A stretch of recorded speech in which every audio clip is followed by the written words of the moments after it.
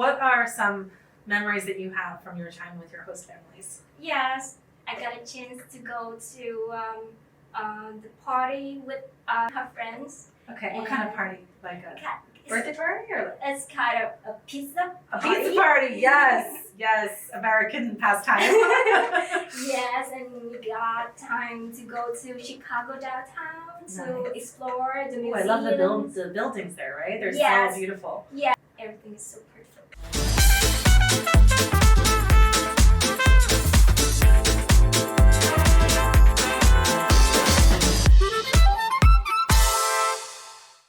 Hello, this is HearUS The Podcast. I'm Amelia. I'm with the U.S. Consulate General, Ho Chi Minh City.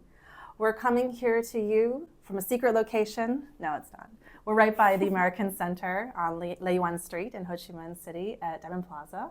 I'm excited to welcome our guest today.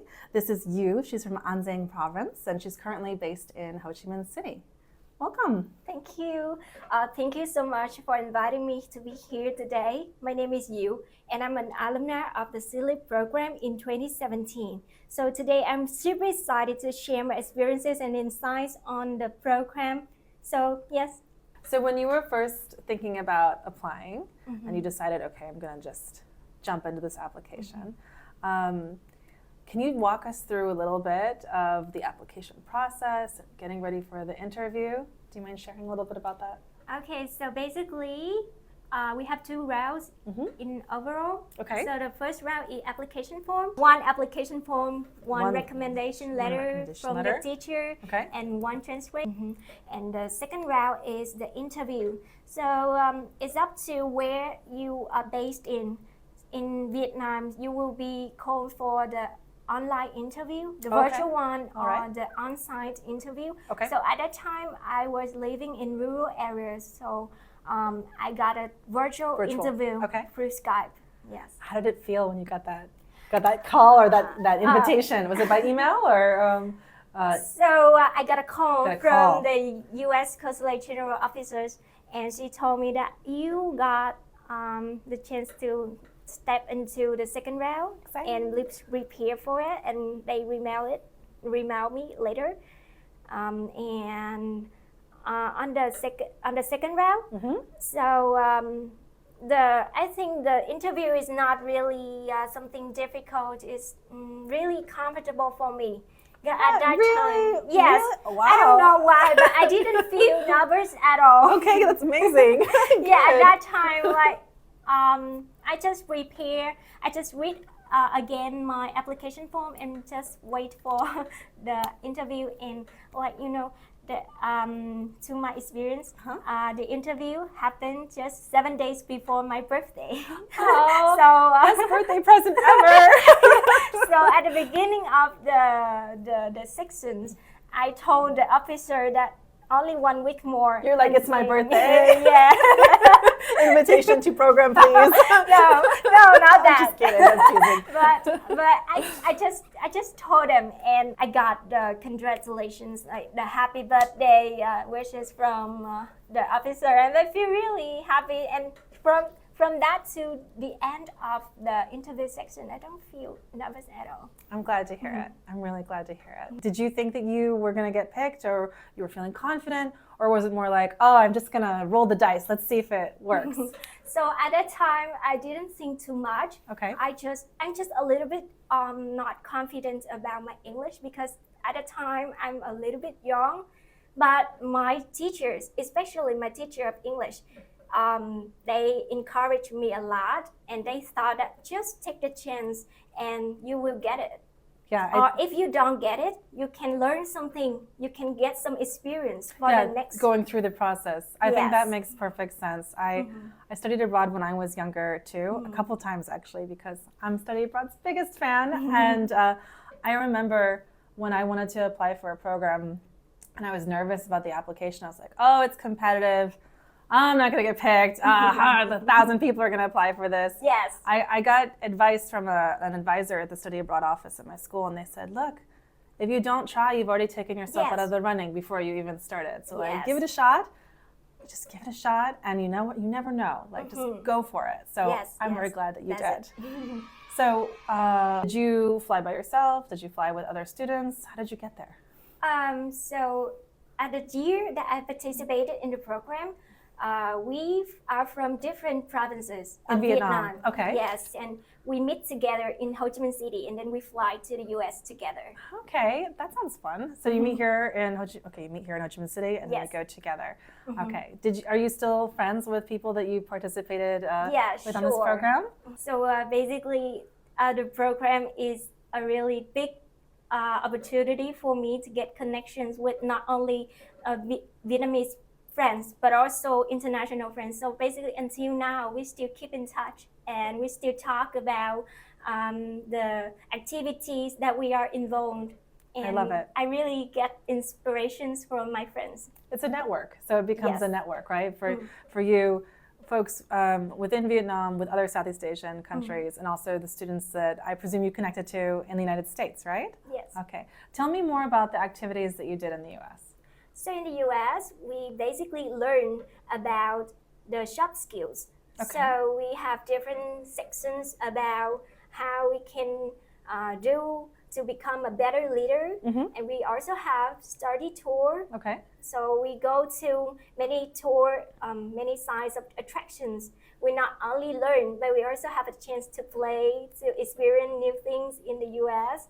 We also Just in the state that you were based in, or in other places too? So not only in the Illinois state, Okay. but we also get a chance to go to the Washington D.C. Oh my gosh, fantastic. So I was like really amazed with the beauty of Washington D.C.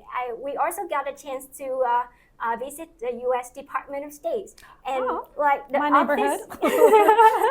So the office is like amazing, so professional, and I feel really overwhelmed there. I feel like that too when I go, actually.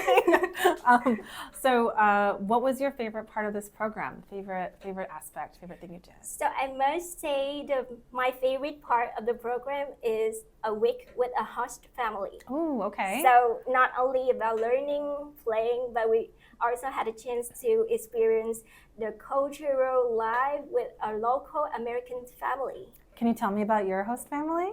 Yes, so basically every participant will get a chance to stay with a family. But for me, my situation, I got a chance to stay with two different American families, because they try to organize to try to manage the time to host me. So I have two host families. So you kind of split the time between two different Yes. families. So who was in your family? Sisters, brothers, parents, older people? I mean, there's so many different types of families. What was the experience like? So the first family is a family with parents and two young children. Okay. And the next one, Like young, like little kids? Or? yes, the little kids. Aw. Yes, and they are really cute. They also have a dog, and I really like it. What about your second host family? What was that like? So maybe in the first family, I will be the eldest sister, but in the second family, I will be the only child. The only child. Okay. Actually, like the second family has only one lady, Okay. and she is the professor of my university as well. Oh my gosh. No, I mean the university that hosted. In the U.S. state. Yeah. Did you feel safe when you went to the United States? Yes, I feel really safe. It's really normal because everybody is so friendly, and moreover, accompany with every country's participant, we also have an adult participant. Okay. So maybe this is a teacher in high school, and they will go with us, and they will help us with many things. Okay, I'm glad to hear. It sounds like there's a good support system, support structure. Yes. So, what about something that was hard? Can you share with me, a challenge that you overcame, something that you had to deal with when you were there? Okay, so I think the most difficult thing that I have to overcome is the weather. So the weather in the US is really cold. That was the most difficult thing? Oh, then you were in a good situation. Actually, like I was born and grew up in the south of Vietnam that I have never had a chance to experience such cold weather. Okay. What about something that was embarrassing or like a stumble or a mistake? I think about this because in times that I've studied abroad, when I was a student, there are definitely times where I just did the wrong thing, or I didn't know what to do, or I got confused, and that's kind of part of the experience. Sort of makes us grow. Would you mind sharing an example, something like that? Yes, I think I got a lot of embarrassing moments there. Okay, well, just pick one you're willing to share on a podcast.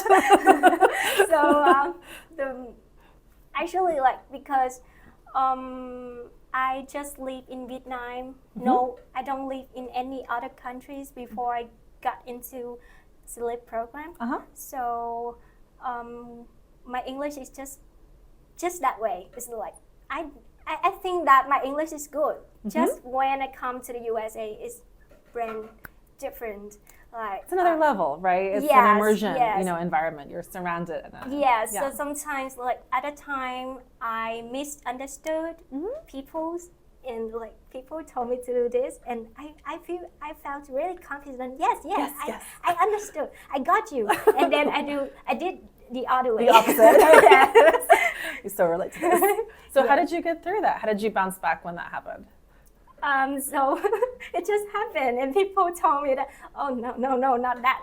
Okay, I got it. But they were nice. Yes, people were. The people were really nice. Like they didn't laugh at me at all. Oh, yes, they always tried to support me, try to persuade everything. Like when they found that I didn't understand what they talked, they tried to explain it in a better way. They try to explain it slowly so I can get what they want. Get through it. Yes. Love it. Okay. What about those leadership activities you talked about earlier? I know that like a real emphasis for this program is supporting and building leadership, giving a chance for those soft skills for youth. How did this program make you a better leader or empower you to be a better leader? Yeah, so when I participated in the program, I got a lot of sections about soft skills as what I said.